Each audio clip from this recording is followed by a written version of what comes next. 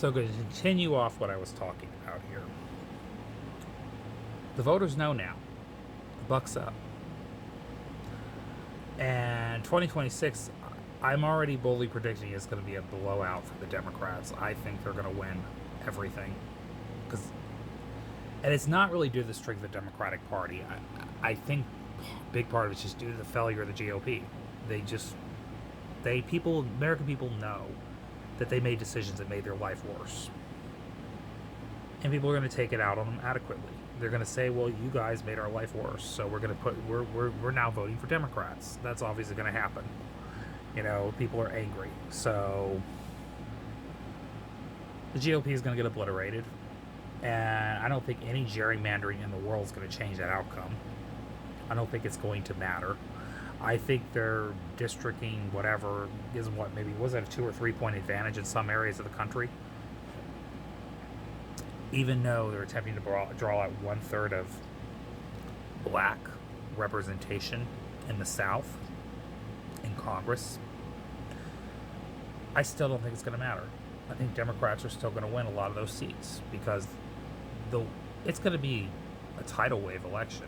The numbers are showing it right now. And normally I would say some of these polls are an outlier, but I actually believe they're real. Only because I see the real life effect of what's happening in people's lives right now and how angry they truly are. Because in past elections, it was just about the side that was more enthused about turning out. People were unhappy about certain things, or they were just mad at the president for whatever reason. Okay? This is different. I feel like now people are just angry because things are so much worse now. And they see every day the negative decisions that this president is making that are making their life worse.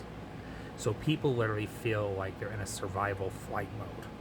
People are so angry and feel deceived that they cannot wait to go to the polls and vote the GOP out of office. And they know they can't remove Trump from office with their vote. So what's their second best choice in doing? They're going to vote against the party that's affiliated with him. That's just reality. He's the most unpopular president in U.S. history. He's at Richard Nixon numbers. Okay. American people are disgusted with this president. They're so grossed out, they're ready to go puke in their trash can right now. That's how angered he's got people right now. The GOP has completely underestimated how disillusioned the American people are with the Republican Party right now. The anger is real. It's real. They're not only going to win the House, the predictions are showing they can win up to 40 to 50 seats in the House, when the Republicans only have a 3-seat majority right now. Okay. It's showing they're likely going to win the Senate with a map that's stacked against them. That means states that voted for Donald Trump will be voting for Democrats this fall. Think about the repercussions of that. The GOP is going to be forced to spend so much money just to hold seats they already have, instead of focusing on picking up more seats. Therefore, it's going to give Democrats an opportunity to pick off seats that they may think they're going to keep. And the way the numbers are looking, they're going to lose Maine. I'm already going to tell you they're going to lose Maine. It doesn't. They can throw whatever attack they can throw at Plattner. It's not going to work. He's going to win the Senate. Susan Collins is not going to get reelected. Okay. You already know Roy Cooper is going to be next senator of North Carolina. That's a foregone conclusion. That's 2 pickups for the Democrats right there. Okay. Now Alaska. Mary Peltola is a dark horse, and she can win in very hostile territory for Democrats, and she's done it before. And I'm going to tell you, if the numbers are accurate, she's one of the most popular politicians in Alaska. Okay? I'm willing to predict she's going to beat an incumbent. Okay. So that's a 3-seat pickup for the Democrats right there. All right. Now, Texas, where I think the Democrats need to focus a lot of money on, instead of Iowa and Ohio. I'm just going to be honest, because I think the real changing bellwether is going to be Texas. I don't think it's going to be Iowa and Ohio.